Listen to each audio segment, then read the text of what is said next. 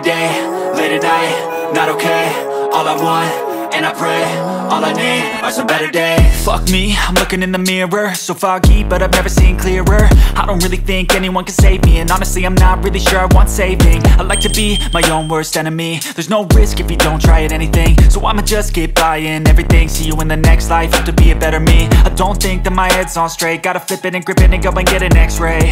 What's wrong with me? I just feel weight pushing on my chest and it squeezes till I suffocate. Better change my mindset, meditate. It's pretty cool that I'm alive and have better days. I could walk, see, hear, I should celebrate. Think I could change my mind, maybe elevate. Living life, every day, late at night, not okay.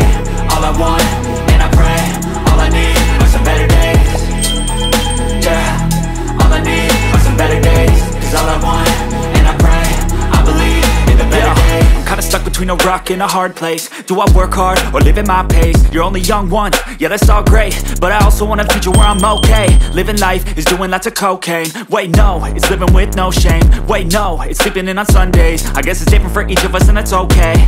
Well I just wanna be happy, how to get there? Glad that you asked me.